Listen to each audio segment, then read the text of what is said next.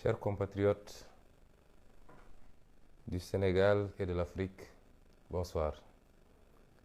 Nous venons par cette allocution nous adresser à vous pour revenir sur les événements de ce jour à Dakar, à Ziguinchor et épisodiquement dans d'autres endroits du Sénégal. À l'entame de mon propos, je voudrais d'abord m'incliner devant la mémoire des 3 disparus. Nous avons appris qu'il y a eu des concitoyens qui ont été victimes de la répression aveugle des forces de défense et de sécurité de Macky Sall. L'une à Dakar, une personne qui n'avait rien à voir avec les manifestations, qui serait même handicapée, et qui a été victime de la répression aveugle des forces de Macky Sall, qui ont incendié l'endroit où il se trouvait, et son handicap ne lui permettant pas de s'en extraire. Les 2 autres ont été enregistrés respectivement à Ziguinchor et à Bignona, c'est-à-dire dans 2 départements de la région de Ziguinchor. Il s'agit notamment de M. Abdoulaye Diatta et de M. Idrissa Goudiaby. Nous nous inclinons devant leur mémoire, nous présentons à leurs familles, à leurs proches et à tout le peuple sénégalais nos condoléances les plus attristées. Et nous vous promettons que ces crimes de plus dans le registre, dans le répertoire de Macky Sall ne resteront pas impunis. Chers compatriotes, nous venons de vivre une journée qui s'inscrit dans la droite ligne de ce qu'on a vécu il y a à peine 1 an et demi et qui est consécutif à la gestion autocratique ou la tentative de gestion autocratique du pouvoir d'État par Macky Sall et son clan. De quoi est-il question? D'exercice des libertés les plus élémentaires inscrites dans notre charte fondamentale qu'est la Constitution et relevée dans toutes les lois librement votées dans ce pays, parmi lesquelles la liberté de manifester, la liberté de s'associer, la liberté d'aller et de venir, mais également la liberté de culte. Yewwi Askan Wi a déposé une information, puisque de par la loi et par la Constitution, il n'est absolument pas question d'autorisation. Une information d'une manifestation qu'elle tenait à organiser pacifiquement pour protester contre cette dictature de Macky Sall, instrumentalisant l'administration et la justice depuis 10 ans qu'il est à la tête du Sénégal pour écarter ses adversaires politiques de toute compétition. Yewwi Askan Wi donc a tenu à organiser une manifestation pacifique. Manifestation similaire organisée il y a à peine 10 jours au même endroit, ayant réuni des milliers et des milliers de manifestants dans l'ordre, dans la discipline, dans la paix, sans qu'il y ait eu un seul incident. Il se trouve que l'administration de Macky Sall, sous la dictée de ce même Macky Sall, a voulu interdire cette manifestation. Il est évident que la manifestation a eu lieu et a été même beaucoup plus visible que si elle avait été autorisée. Aujourd'hui, Dakar a cessé de fonctionner durant toute la journée. Mais tout le Sénégal, j'allais dire, a été bloquée durant toute la journée. Si la manifestation avait été autorisée, elle se serait tenue uniquement à la place de l'Obélisque, dans la discipline et dans l'ordre. Il n'y aurait eu ni blessés, ni perte en vie humaine. Les gens auraient délivré leur discours et seraient repartis tranquillement chez eux. Tout ce qui s'est passé aujourd'hui est de la responsabilité unique, exclusive de Macky Sall. Alors je voudrais d'abord m'adresser à Macky Sall pour lui dire qu'il est un président assassin. Après avoir assassiné 14 personnes lors des événements de février-mars 2021, le voilà qui ajoute 3 autres victimes à son répertoire en juin 2022. Tous ces crimes ne resteront pas impunis. Vous vous souvenez bien qu'après les événements de 2021, il avait annoncé une commission d'enquête censée faire toute la lumière sur la question. À ce jour, point d'enquête, point de commission. La meilleure manière pour Macky Sall d'enterrer un dossier gênant, c'est justement de promettre aux Sénégalais de mettre en place des commissions d'enquête pour faire la lumière. Nous voulons dire à Macky Sall que lui et son gouvernement et son général qui dirige la gendarmerie sont des assassins. Parce que ce qui s'est passé, notamment dans le sud du pays, relève d'une volonté manifeste d'un régime de tuer sans raison. Ce qui s'est passé à Bignona, il n'y avait même pas de manifestation à Bignona, puisque même une demande d'autorisation de manifester n'avait été déposée. La manifestation s'est tenue à Ziguinchor. Voilà que la gendarmerie va trouver des militants au siège d'un parti, qu'un gendarme prend le temps de viser, d'ajuster et d'ouvrir le feu sur un jeune garçon innocent de 24-25 ans pour l'abattre, cela relève d'un crime. Et c'est parce qu'il a reçu l'ordre de le faire.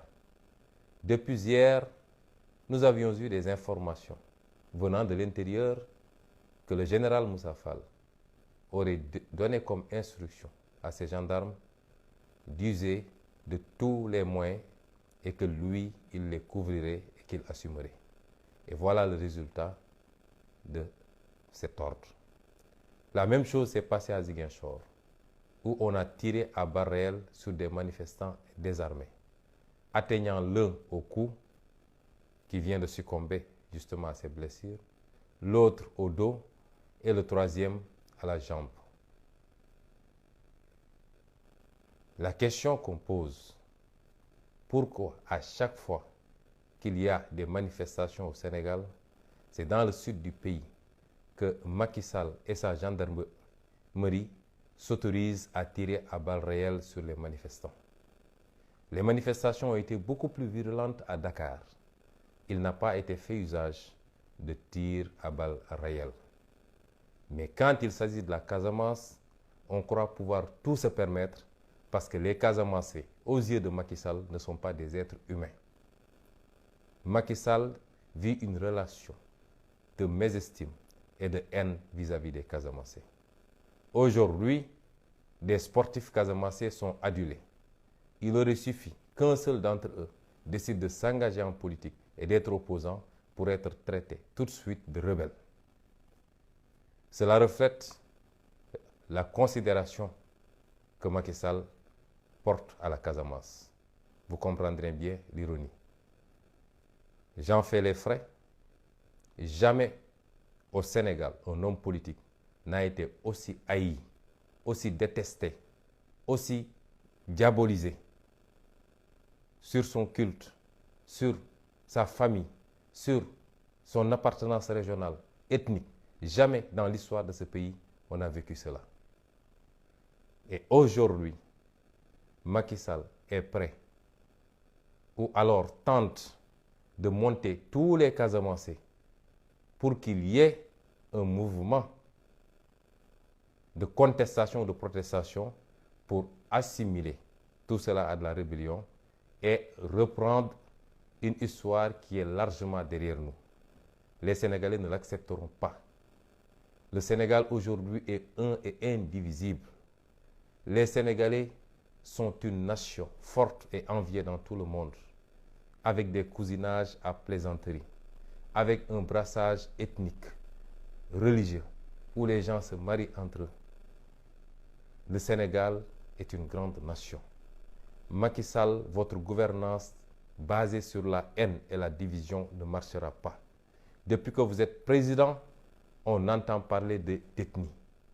Vous êtes venu avec votre slogan de Netuku Bandum, signifiant que tous ceux qui sont issus du nord du pays doivent voter pour vous parce que vous serez de cette ethnie. Aujourd'hui, tout le monde a compris que vous ne croyez même pas à votre propre ethnie. Vous essayez d'utiliser les gens uniquement pour atteindre vos fins politiques. Les Sénégalais ne vous laisseront pas brûler ce pays. Ils ne vous laisseront pas créer les démons qui ont brûlé le Rwanda, qui ont brûlé beaucoup d'autres pays. Ils ne vous laisseront pas instaurer une guerre ethnique ou civile dans ce pays.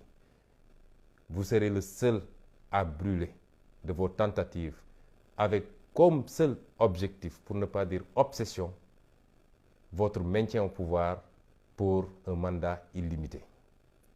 Ce qui a démarré aujourd'hui, M. Macky Sall, c'est le premier acte de la fin de votre règne en tant que président de la République. Nous pouvons vous assurer et vous garantir que vous ne serez pas président de la République à partir de février 2024. Vous ne le serez plus. Et les tentatives d'intimidation ne marcheront pas. Ce que vous avez fait en Casamance, vous vous rendrez compte que demain, si on appelait à une manifestation, vous verrez encore 10 fois ou 20 fois plus de manifestants. Ce qui s'est passé aujourd'hui à Dakar, considérez que ce n'était qu'un avertissement. L'une des principales leçons qu'on doit tirer de cette journée, c'est que Macky Sall a voulu jauger le peuple sénégalais. Mais le peuple sénégalais également l'a jaugé. Parce que depuis 1 an et demi, il a fait croire à tout le monde qu'il est allé se préparer, qu'il a tiré des leçons de sa cuisante déculottée de l'année dernière, qu'il est allé s'équiper en France, en Israël, au Brésil et partout en Turquie, qu'il a acheté suffisamment d'armes de répression, qu'il a recruté suffisamment d'agents de sécurité. Depuis 1 an, lui et son clan ont essayé de jouer sur la psychologie des Sénégalais pour créer une situation de peur généralisée. Aujourd'hui, vous vous rendez compte, Macky Sall, que vous ne pouvez pas faire peur aux Sénégalais. Le peuple sénégalais n'est pas un peuple qu'on a peur. Et aujourd'hui, vous avez compris que vous n'aurez jamais, mais alors jamais de la vie, suffisamment d'hommes de loi, suffisamment d'agents de sécurité, suffisamment d'armes pour retenir un peuple debout qui veut en finir avec la dictature. Ce qu'on peut tirer encore comme enseignement aujourd'hui, c'est que tout l'entourage de Macky Sall, dont la bravoure se limite aux conférences de presse tenues au siège de l'APR, qui avait promis de croiser le fer et de contrer la manifestation, on n'a pas vu l'ombre d'un cafard marron beige dans les rues de Dakar. Ils sont tous allés se terrer comme d'habitude. Parce que vous n'avez pas la majorité sociologique dans ce pays. Vous pouvez continuer à vous raconter des histoires quand vous êtes entre vous ou quand on vous tend le micro. Mais vous savez très bien que vous êtes dans une minorité sociologique et politique écrasante dans ce pays. Ce qu'on peut tirer comme enseignement de la journée d'aujourd'hui, c'est que Macky Sall n'est pas un homme courageux. C'est un homme qui aime frapper derrière le dos. Mais quand il faut faire face à ses responsabilités, il est toujours embusqué derrière un commandement, et notamment de la gendarmerie et de la police, un commandement lâche qui est prêt à assassiner son propre peuple pour satisfaire à un président de la République complètement vomi par ses populations. À ces messieurs, nous leur dirons qu'ils sont des Sénégalais comme tous les Sénégalais et que tôt ou tard, ils auront des comptes à rendre à la population sénégalaise. Ce que je veux dire ensuite, c'est que Macky Sall ne fera pas un 3e mandat au Sénégal. Aujourd'hui, on a posé le premier acte de son départ en 2024. Je veux dire aux Sénégalais, aux Africains qui nous suivent, qu'il ne s'agit pas simplement d'une question de liste. C'est la démocratie, chèrement conquise au Sénégal, qui était un modèle pour toute l'Afrique quasiment il y a quelques années. C'est les droits et libertés. Toutes choses que Macky n'a cessé de piétiner depuis plus de 10 ans. Ce sont ces questions-là qui sont en jeu aujourd'hui. Et c'est pourquoi le peuple ne l'acceptera pas. Ce qui est en jeu également, c'est la réappropriation de notre souveraineté nationale sur nos ressources naturelles, sur notre économie, sur tout notre potentiel qu'il faut transformer pour le bonheur exclusif de nos populations sénégalaises et africaines. Et c'est pourquoi nous ne pouvons pas abdiquer devant des préfets placés ici pour servir d'autres intérêts et non pas des intérêts des Sénégalais et des Africains. Nous n'avons pas le droit d'abdiquer. Macky Sall ne peut pas avoir plus de détermination que nous parce que nous nous battons sur la base de convictions. Lui, il se bat sur la base d'intérêts personnels et d'intérêts étrangers. Et j'en profiterai pour lancer un appel à toute puissance étrangère, et particulièrement à la France, lui demander de rester en dehors de nos affaires. L'époque est révolue où il fallait placer ici un préfet tout puissant, l'armée, lui donner tous les moyens pour réprimer son peuple, fermer les yeux sur tout ce qu'il fait dès lors qu'il satisfait à vos intérêts, et notamment à celles de vos entreprises et de vos multinationales. Cette époque est révolue. Pour votre bien et pour le nôtre, nous vous demandons de rester en dehors de nos affaires intérieures. L'Afrique, le stéréotype de l'Afrique que vous avez est révolu et dépassé. Vous avez en face de vous des peuples décomplexés, des leaders décomplexés, une jeunesse décomplexée, qui a les mêmes soifs de liberté, de progrès, de démocratie, de développement que vos propres peuples. Ils ne pourront jamais plus accepter la domination sous quelque forme que ce soit. Ils ne pourront jamais plus accepter l'exploitation sous quelque forme que ce soit. Restez en dehors de nos affaires intérieures. Je voulais dire également que nous lançons un ultimatum à Macky Sall. Aujourd'hui, beaucoup de monde ont été arbitrairement arrêtés. Je ne parlerai pas de ma situation, puisque durant toute la journée, le monde entier a vu ce qui s'est passé. Cet homme qui prétend aller libérer l'Ukraine et qui met sous embargo le Mali, cet homme n'est pas un démocrate parce qu'il ne peut pas tolérer une opposition dans son pays. Je ne suis ni en résidence surveillée, je ne suis interdit d'aucun déplacement à l'intérieur du territoire et on m'a pris d'assaut, moi et ma famille, de l'aube à maintenant, m'interdisant de me déplacer et d'aller même sacrifier à la prière du vendredi. C'est cet homme qui joue aux démocrates et qui est en train d'essayer de se tailler une image internationale. Nous lui lançons donc un ultimatum de libérer immédiatement tous les otages qu'il a entre ses mains. Des leaders politiques ont été arrêtés, notamment M. Déthié Fall, mandataire national de la coalition Yewwi Askan Wi. Il a été arrêté devant son siège sur la VDN à plus de 4 km du lieu du rassemblement. M. Ahmed Aïdara, maire de Guédiawaye, il a été arrêté là-bas à Guédiawaye à quasiment plus de 15 km du lieu du rassemblement. Et au moment où on parle, ils sont encore dans les lieux de la détention. Je vais vous parler d'éléments de ma garde rapprochée qui, le matin, venaient tranquillement rejoindre mon domicile et ont été alpagués pour être conduits à des destinations inconnues. Je vais vous parler de beaucoup de militants, parmi lesquels Amadouba, Diawara et beaucoup d'autres, qui ont été arbitrairement également arrêtés et acheminés vers des destinations inconnues. Je vais vous parler de l'honorable député Mame Diarra Fam, arrêté arbitrairement en tant que député et représentant du peuple et placé à la section de recherche en même temps que M. Déthié Fall. M. Macky Sall, nous vous donnons un ultimatum.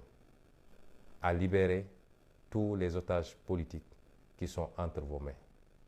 Au-delà, nous viendrons chercher ces otages politiques, coûte ce que ça devra coûter.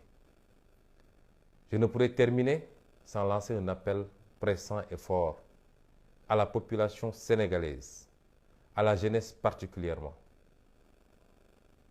Depuis des jours, un travail de sabordage systématique a été entrepris par le régime. Tous les réseaux de communication et de destruction des repères mentaux ont été expérimentés et exploités par ce régime. Pour vous dire simplement, à vous la jeunesse de ce pays, que vous ne devez pas sortir manifester. Qu'il y a des leaders qui veulent vous sacrifier.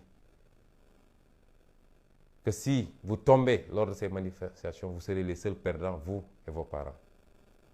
Toutes sortes d'artifices ont été utilisés. Aujourd'hui, vous êtes sortis massivement. Je veux vous rassurer que nous ne nous battons pas pour nous-mêmes. Je peux vous jurer que nous ne nous battons pas pour nous-mêmes. Nous n'attendons rien de ce combat en termes de retour. Nous nous battons par conviction, parce que nous sommes convaincus qu'il y a une génération qui devra obligatoirement se battre, se sacrifier, pour que les générations à venir puissent trouver un meilleur Sénégal et une meilleure Afrique. Nous prions tous les jours le Seigneur d'être de cette génération, parce qu'on ne peut pas avoir plus sublime satisfaction que d'avoir été parmi cette équipe qui a impulsé le changement qualitatif, structurel, politique, sociétal, économique que toute une nation, que tout un continent attend depuis très longtemps. Donc, considérez que nous sommes les premiers à nous sacrifier quotidiennement, jour après jour, nous et nos familles, parce que nous y croyons et que nous ne gagnons rien en retour. Et nous attendons de gagner absolument rien. Mais nous n'y parviendrons pas sans vous. Ce combat, c'est pour vous. Ce combat, c'est pour que, ensemble, nous dessinions un autre contour de notre Sénégal, un autre contour de notre Afrique. Restez mobilisés et soyez prêts à tout moment à répondre présent. Aujourd'hui, il n'était question que de dire non à la confiscation d'une liberté, celle de manifester. Et vous avez vu ce qu'il en a été. Le premier qui doit en tirer des leçons, c'est Macky Sall. Le jour où il s'agira de dire non à son projet funeste du troisième mandat, qui n'a d'autre dessein que de s'approprier notre gaz et notre pétrole pour les livrer à des puissances occultes et à des intérêts étrangers, qui n'a d'autre objectif que de continuer à s'enrichir à coups de milliards, lui, son griot, sa famille, ses proches, au détriment du peuple sénégalais. Le jour où il sera question de ce troisième mandat, alors ce jour-là, Macky Sall saura que les Sénégalais ne sont pas ce qu'ils pensent être. Que toute son entreprise d'intimidation, de menace, n'aura servi en rien, parce que ça se jouera en quelques minutes, en quelques heures au plus tard, et il quittera le pouvoir, d'une manière ou d'une autre. Je lancerai enfin un appel, une fois n'est pas de coutume, à la presse sénégalaise. Nous avons en commun cette nation sénégalaise, qui a été construite par nos parents, par nos arrière-parents, qui ont construit un socle social solide, que tout le monde nous envoie, basé sur la tolérance, sur l'estime mutuelle, sur le vivre ensemble, au-delà de nos ethnies, au-delà de nos religions, au-delà de nos régions, sur le cousinage à plaisanterie, sur les mariages croisés interethniques. Ce socle fort qui nous a été légué ne doit pas être détruit. Or, aujourd'hui, l'espace médiatique est devenu un espace d'insultes, d'invectives, d'attaques sur la vie privée, sur la religion, sur l'ethnie, sur la région, et malheureusement relayé quotidiennement et grassement par la presse. Ne soyez pas des radios mille collines qui a détruit le Rwanda. Nous appelons à beaucoup plus de responsabilité. Parce que souvent on se plaint que lorsqu'il y a des manifestations, que les manifestants se tournent contre des organes de presse. Je le dénonce, je le déplore et je dis ici que nous n'avons jamais donné un mot d'ordre pour attaquer un organe de presse, a fortiori un journaliste qui ne fait que son travail. Mais quand on devient un support qui distille la haine du matin au soir, les insultes contre d'honnêtes citoyens, des pères de famille, des leaders d'opinion, ne soyez pas surpris que cette haine se retourne à moi ou à un autre contre vous. Soyons tous responsables. Ce qu'on attend du débat politique, c'est un débat d'idées croisées sur le budget, sur nos ressources naturelles, sur l'éducation, sur la santé, sur l'agriculture, sur l'emploi des jeunes, sur la pêche, sur l'élevage, sur le transport et sur toutes les autres questions. Est-il trop demandé à une presse d'aider le Sénégal à rehausser le niveau du débat et non une presse qui est colportrice et